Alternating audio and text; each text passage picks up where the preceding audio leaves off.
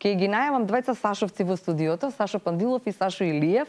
Ива сега знаеш, значи ова е Сашо Пандилов, ова е Сашо Илиев, да нема забуни, да. Добро утро, ви благодарам за овој начин на комуникација преку медиумите, или ние ќе бидеме она што треба да им го кажете вие пак на сите оние кои што ова утро не гледаат. Што е интересно, или како започнавме јутрово со Марча, дали верувате во исполнување на вашите соништа? Нели многу често ние сите се прашуваме, кога зборувам за соништа, не мислам за, како да кажам, само соништа за вас самите, туку зборувам, нели, кога сонуваме сите ние, веројатно и ние како родители сонуваме и за она што би сакале или што би посакале да им се исполни од соништата на пак на нашите деца и така натаму. Сонуваме за тоа каква можеби држава сакаме, какви луѓе во неа да живеат. Ете токму за таквите соништа, или како велат тие, еден од нивните слогани е чекор по чекор до големи соништа. Ете тоа нека биде некако почеток или само како да кажам, само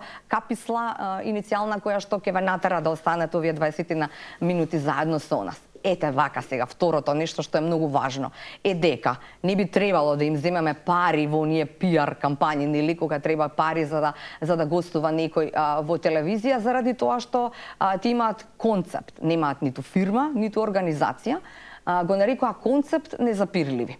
Интересно е дека љубовта е онаа која што ги поврзува и го создава концептот незапирливи, и верувајте, се радувам заради тоа што луѓето кои што нели создале некакви бенефити за себе самите и своето семејство, неколку мина, нели тука, кои што пак решија дел од својот профит или дел од она што можеби можеле да го поделат со своите, да го инвестираат во еден ваков концепт, ќе ни кажат многу повеќе. Значи, Сашо Пандилов е основачот, другиот Сашо Илиев е менаџерот во концептот незапирливи. Споменав, мислам дека доволно вака во најавата, ма колку да ги заинтригираме гледачите. Интересно е секако, нели, за гледачите и за нас самите, заради тоа што се зборува за љубов. Нели, многу ретко ние кога зборуваме за концепти за создавање на нешто, зборуваме или се почнува од љубов. Како тргна идејата, зошто љубовта е онаа која ги поврза нештата. Кој ќе почне? Кој Сашо? Ајде. Ти благодарам, многу убаво. Да. Не најави, дури некако, како што ние посакувавме, ти кажа така, многу убави зборови. Фала ти. Благодарам што дојдовте за да им покажеме дека и нешто друго се случува во Македонија. Ни прочита многу од мислите и го пренесе со твојата уста, нешто што нас многу нарадува.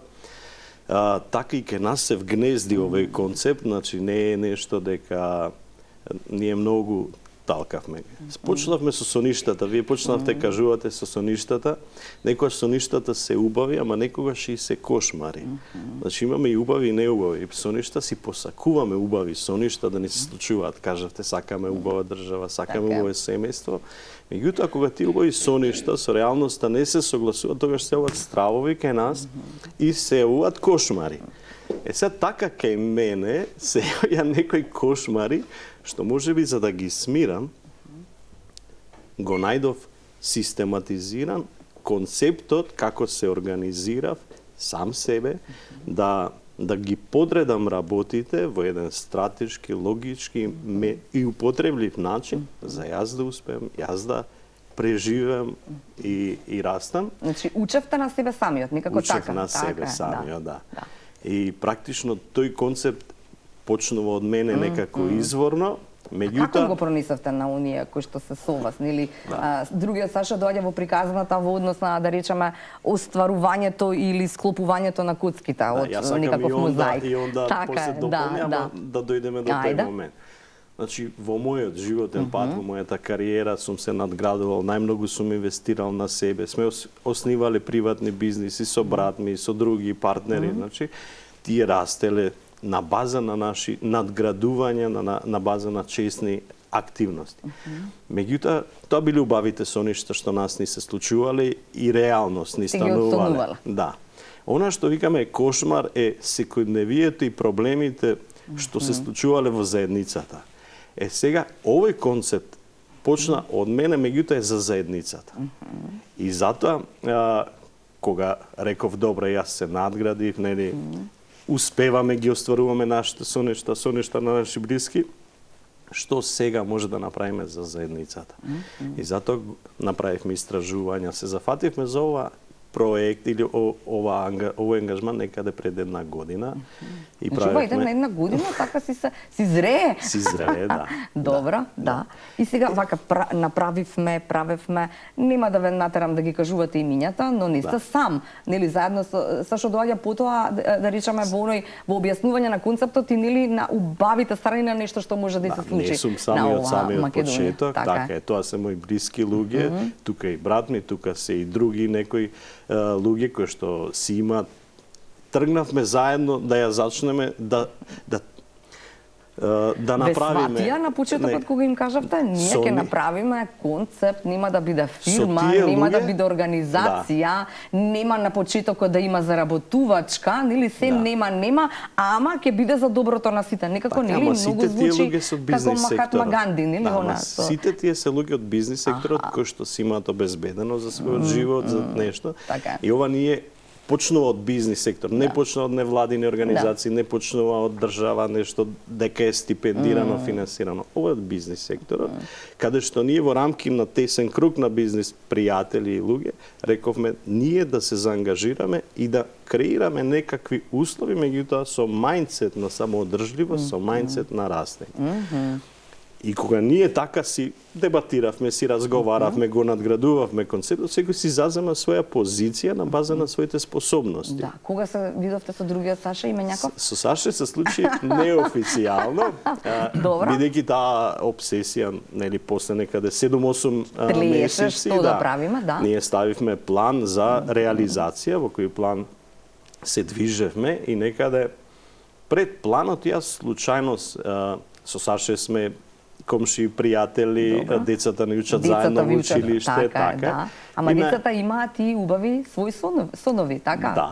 Кои што никако пак ве споја втор пат во приказва. Неформално, со Саше бевме заедно на една екскурзија, каде што децата практично ги носевме на екскурзија, јас и он ги возевме како родители.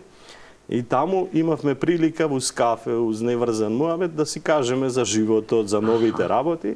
Јас му ја споделив оваа моја работа. Значи, он ги знае другите бизниси мои, меѓутоа оваа моја обсесија, може да го прашаме Саша само како што за него биша, како ја восприема. Ева, нели, мене искрено кога Саша ми ја кажа прв пат идејата, ми биша никако ми требаше време за да ги напластам работите и за да ми слегнат, нели, заради тоа што често се случува овде да се е некако на база на заработувачка, пари, нели, се нешто треба да вложиш за да добиеш и така натаму, а ова е сосем еден, како да кажам, многу повисоки цели се во концептот сам. Токму така, исто и кај мене, како што кажува и Сашо, тоа беше еден неврзан муабет, во кој што он ми го представи целата идеја, разговаравме и кога дели завршивме со сето тоа, па во мене се јави еден позитивен немир.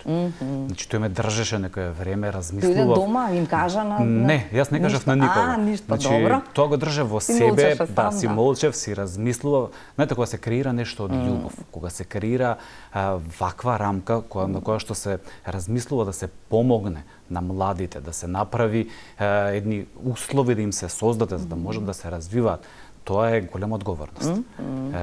Тоа е голем предизвик. Така да јас размислував некое време која е мојата вредност, што би можел јас да понудам на овој концепт, на оваа идеја, која ќе биде мојата додадена вредност, нормално кроз моето искуство кое што е крадено низ годините, како што Сашо го има изградувано во неговите фирми, така и јас го имам изградувано во многу фирми и на раководни позиции. И додека не дојдов до она мое сознавање што би можел јас да понудам на идејата, јас нели седев и размислував. Тоа беше можеби по некои 3 недели кога јас повторно контактирав Сашо и му реков дајте да се видиме, да седнеме на едно кафе, да поразговараме за сето ова. И тогаш, познавајќи го него, дека развива добар бизнис, дека е упорен во сето тоа што го гради, имаме слични гледишта и слични ставови. Седнав јас му реков дека и јас сакам да бидам дел од овој концепт и дека треба заедно да ги создадеме овие услови, да им помогнеме на младите и да им овозможиме да го остварат својот сон тука. Да. тоа е најбитното нешто што ние сакаме да го потенцираме. Знаете зашто гледам таму? Затоа што е 7:58, имам уште 12 минути, а ја уште еден тон прашања. Да бидеме повеќе прагматични во одговорите. Ете тоа само ми е моабетот. Споменав неколку пати концепт незапирливи. И зошто не фирма, зошто не организација, така можевте да побарате пари од, не знам, други организации, така можевте да побарате помош. Вие решивте да тргнете во ова одсонување на својот собствен сон, нели сега е веќе заеднички сон. Верувам дека ќе стане и наш сон, зборувам македонски сон, да го сонуваме заедно и одсонуваме, зошто не фирма? Соне и на други луѓе што не се присутни, да. Сакам да ги поздравам сите нив. Ако кажеме фирма е премало ова нешто, затоа е сон, затоа ние тргнавме како едни предодредени, можеби, луѓе да го развиваме. Меѓутоа гледаме во колку димензии тоа може да се развива, пред се кога ќе се види какви можности нуди и затоа го нарековме концепт. Сакавме нешто да биде поопшто, да не му стави граница, да не му стави лимит. Нити па луѓето да сватат дека еве некој сега сака од мене да заработи, туку нашата филозофија од самиот старт е дека секој мора да има свој бенефит.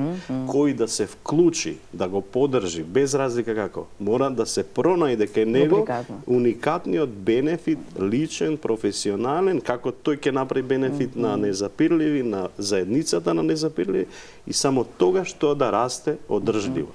Морам да прашам, кој е кумот, Саша? Другиот. Како дојде до незапирливи? Кумот пред Сашо. Пред него кумот. Тоа е пред мене, меѓутоа е многу интересна приказната за незапирливи. Бидејќи, знаете, се што е природно е и незапирливо. Како, знаете, кога ќе го посадите семето во почвата, треба му дадете добри услови за да тоа може да расте. Значи, никулецот да изрти. Колку и да изгледа тој кревок, значи тој сепак ќе го пронајде својот пат, ќе се пробие. Така и ние сметаме дека нели со овој концепт, следејќи го овој концепт, со правилна поддршка и менторство, секој е незапирлив. Значи, не сме ние незапирливите. Значи, незапирливи се сите оние кои што би влегле во тој концепт го препознаат можноста и успехот за развој преку овој концепт, тие се вистинските незапирливи. Да. Само гледам колку имаме уште, да.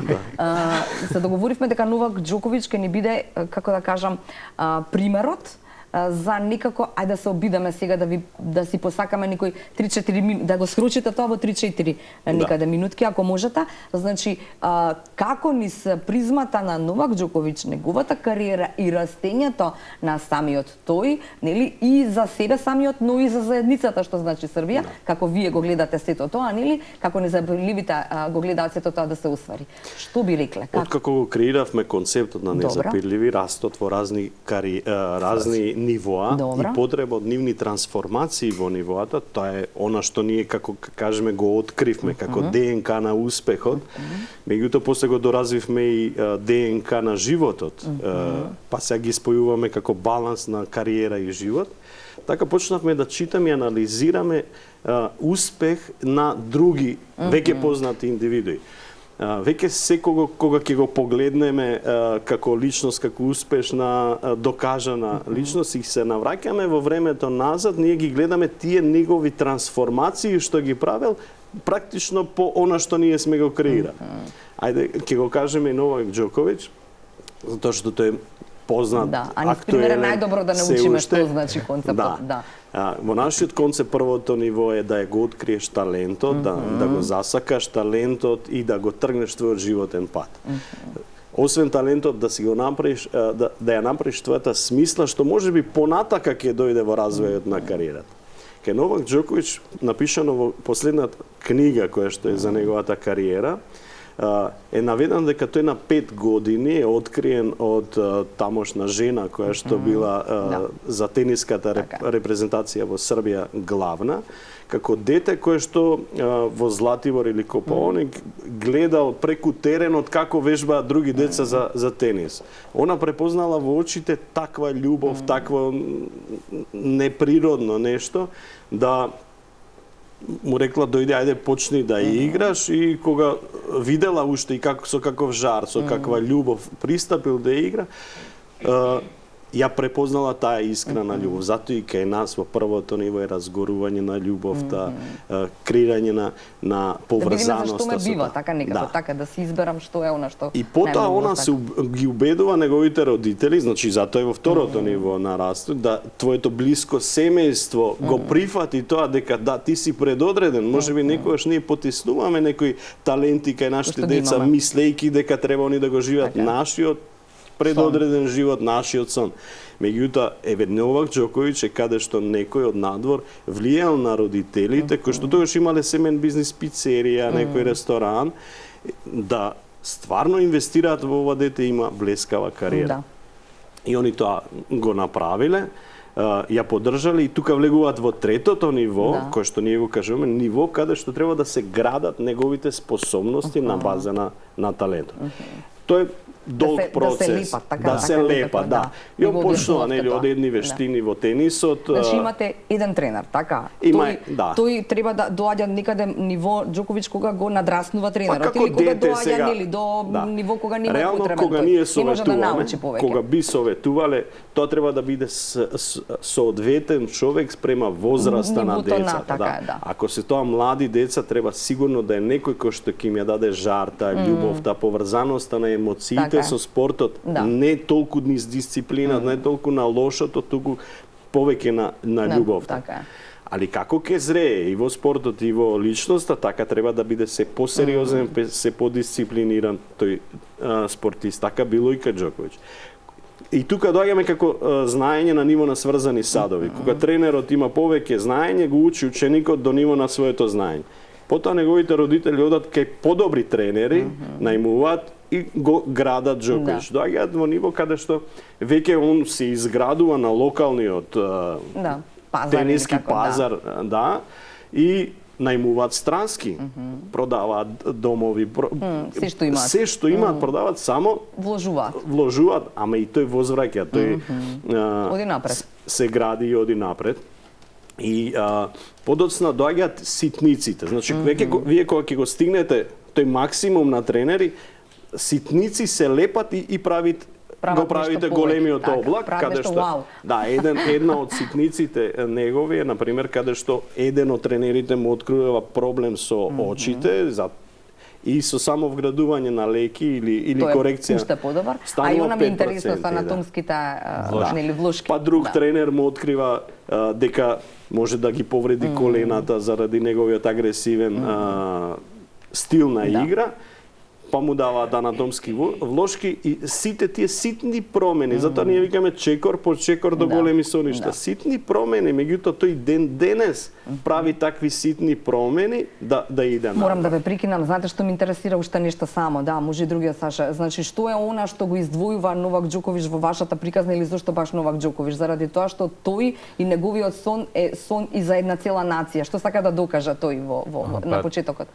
Он го брка својот сон. Меѓутоа со бркањето на својот сон, он ја повлекува целата нација. Така. Значи нацијата го препознава неговиот успех, се поистоветува со него, така да одат сите заедно напред. Значи таа е нашата идеја. Незапирливо, точно.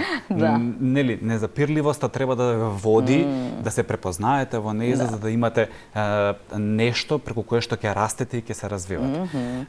Идејата е, нели, преку и како што каже и Сашо, ние градиме база на соработници кои што ќе помогнат во тој развој, кои што ќе помогнат да се развива соодветно на нивото секоја кариера на секоја индивидуа. За од повеќе, знаете, една индивидуа можеби нема да направи голема промена. Меѓутоа повеќе индивидуи заедно кога ќе се спојат и кога ќе размислуваат сите исто заеднички во еден концепт, тогаш промената навистина ќе настапи. Така да. Еве сега да речеме, еве пред самиот крај уште еден пример, можеби. Што да направиме или по примерот на Џоковиќ и на она што тие го направија или тој го направи за својата нација, еве коментарите да ги земеме, нели, еве пред самиот крај како сумирање, нели имаме уште 2-3 минутки колку што гледам. Да речеме, ракометарите ни се сега некој или ракометот ни е години наназад нешто што не спојува, не обединува, не правеше понезапирлив еден период, па потоа спласнува се онаа генерација си замина од подобрите, нели, сега се деца кои што треба да почнат да се градат во своите кариери. Како тоа двајцата Сашовци и тимот кој што, нели, почнува да се шири некако во приказната, го замислуваат? Како да тие млади деца станат незапирливи или како да сонуваат, како велите, за големи соништа? За големи мора да сонуваат за големи соништа, да, се остваруваат ке ме големите научите соништа. и мене како да сонуваме за големи соништа. Само не се плашите да сонувате големи соништа. Да. Тоа е првиот клуч на успехот, да не се плашите од големите соништа, али и да не го одредувате времето. Само сонувајте ги, посакувајте си и одите си во тој пат. Добро. Што да кажеме за ракометарите? Вака сега. Се договоривте со двајцата Сашовци како ќе оди концептот свешта, како ќе правите со ракометарите? Или уште е на почеток? Ние сме отворени за соработка со секој. Секој што ќе се препознае себе си и што ќе ја побара нашата помош, ние сме тука. Тука е, така. Знаете како викаат, некој вика прво да ја поддржи концептот, али накратко ќе сумирам. Ако се изградат индивидуи кои што ќе се они самите ќе растат како незапирливи. Меѓутоа ќе растат и на тој начин дека мора да се свесни да соработуваат со сите други. Тогаш се случува промена, значи тогаш просто ќе остане дел од оваа утринска на Телма, па верувам и од другите изданија, нели, на Телма и другите медиуми, само за да си посакаме дека и преку вакви интересни концепти можеме да си помогнеме не само себе си, своите деца, туку и на целата нација. Ви благодарам за овој дел, некако сублиматот беше многу интересен, па ќе видиме што ќе значат нивните патишта потоа во концептот, нели, на незапирливост или незапирливи.